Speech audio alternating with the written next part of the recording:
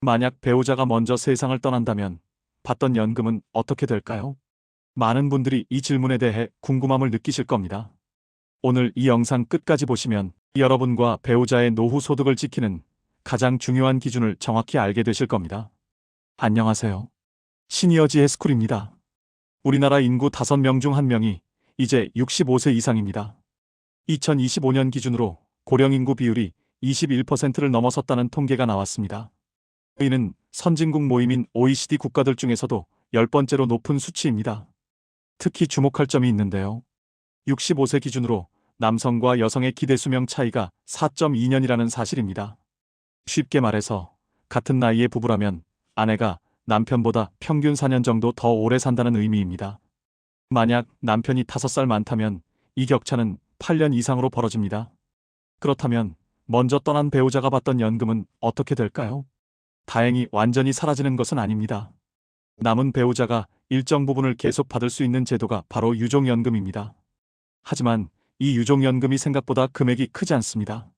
현재 유족연금의 평균 수령액은 월 38만 원 수준입니다. 노령연금 평균인 68만 원과 비교하면 절반 정도밖에 안 되는 금액입니다. 왜 이렇게 차이가 날까요? 유족연금은 사망한 배우자의 국민연금 가입 기간에 따라 지급 비율이 달라지는데요. 10년 미만 가입했다면 원래 받던 연금의 40%만 받게 됩니다. 10년 이상, 20년 미만이면 50%, 20년 이상이면 60%를 받는 구조입니다. 구체적인 예를 들어볼까요? 사망자가 생전에 매달 120만 원의 연금을 받았고 가입 기간이 20년이었다면 유족이 매달 받는 연금액은 약 72만 원 정도가 됩니다. 여기에 부양가족이 있다면 추가 금액이 더해집니다. 실제 통계를 보면 유족연금을 받는 분들의 67% 정도가 월 20만 원에서 40만 원 사이를 받고 있습니다. 이 금액만으로 생활을 유지하기는 현실적으로 매우 어렵습니다. 국민연금은 본래 노후 소득 보장을 목적으로 설계된 제도이기 때문에 유족에게는 원래 연금 전액이 아닌 일부만 지급하도록 되어 있습니다. 그렇다면 유족연금은 누가 받을 수 있을까요? 먼저 사망한 배우자가 노령연금이나 중증장애연금을 받고 있었거나 최소한 10년 이상 보험료를 납부한 이력이 있어야 합니다. 게다가 유족의 범위는 법으로 정해져 있습니다. 배우자가 1순위이고 배우자가 없으면 25세 미만의 자녀가 다음 순위입니다. 그 다음은 60세 이상의 부모, 19세 미만의 손자녀, 60세 이상의 조부모 순서입니다. 중증 장애가 있는 경우에는 나이와 상관없이 유족연금을 받을 수 있습니다. 여기서 중요한 포인트가 있습니다. 배우자가 유족연금을 받기 시작하면 처음 3년간은 계속 받다가 일정 나이가 될 때까지 지급이 잠시 멈춥니다. 보통 55세에서 60세 사이가 되면 다시 받을 수 있습니다. 여기서 꼭 짚고 넘어가야 할 중요한 부분이 있습니다. 부부가 모두 노령연금을 받다가 한쪽이 먼저 떠나면 남은 배우자는 선택의 기로에 서게 됩니다. 유족연금과 본인의 노령연금 중 하나만 선택해야 하기 때문입니다. 대부분의 경우 본인의 노령연금을 계속 받는 것이 더 유리합니다. 상황에 따라 본인의 노령연금에 유족연금액의 30%를 추가로 더해서 받을 수도 있습니다. 게다가 유족연금에는 좋은 점들이 더 있습니다. 세금을 내지 않아도 되고 건강보험료도 부과되지 않습니다. 기초연금을 받을 때도 감액 요인이 되지 않습니다. 하지만 최근 논란이 되는 부분이 있습니다. 바로 법적인 부부가 아닌 사실혼 관계에서도 유족연금을 받을 수 있다는 점입니다. 원래 배우자와 이혼한 뒤 새로운 사람과 사실혼 관계로 살고 있다면 친자식보다 그 사실혼 배우자에게 유족연금을 받을 우선권이 주어집니다. 물론 법원에서 사실혼 관계를 인정받아야 하지만 말입니다. 그렇다면 유족연금을 받던 배우자가 재혼을 하면 어떻게 될까요? 이 경우 유족연금은 더 이상 받을 수 없습니다. 대신 수급권이 다음 순위 가족에게 넘어갑니다. 재혼한 배우자는 본인의 원래 노령연금을 다시 받게 됩니다. 여기서 많은 분들이 형평성 문제를 제기합니다. 사별이 아닌 이혼의 경우는 상황이 완전히 다르기 때문입니다. 이혼한 경우에 받는 분할연금은 재혼 여부와 상관없이 계속 받을 수 있습니다. 혼인 기간이 5년 이상이고 상대방의 국민연금 가입 기간이 10년 이상이면 신청할 수 있습니다.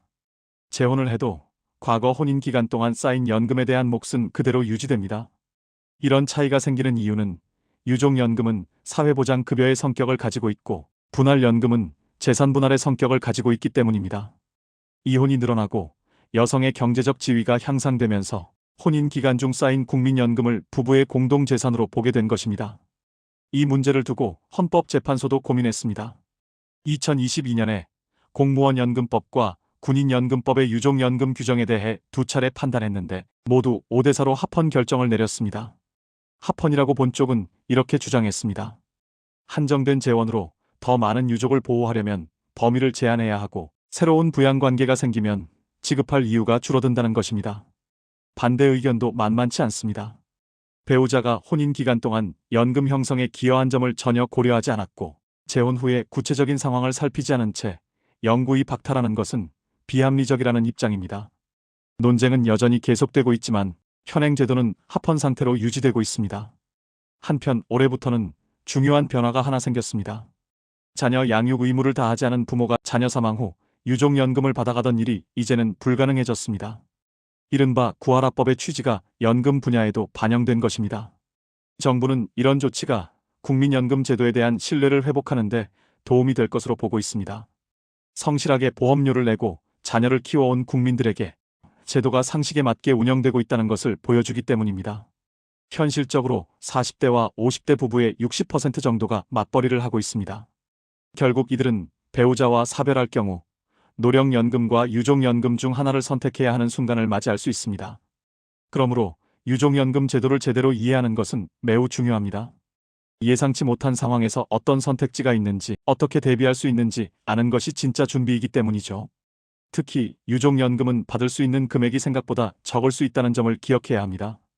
평균 38만 원이라는 금액으로는 생활을 유지하기 어렵습니다. 따라서 부부가 함께 있을 때 노후 자금을 충분히 마련해두는 것이 중요합니다. 또한 본인의 상황에 맞는 선택을 하는 것이 필요합니다.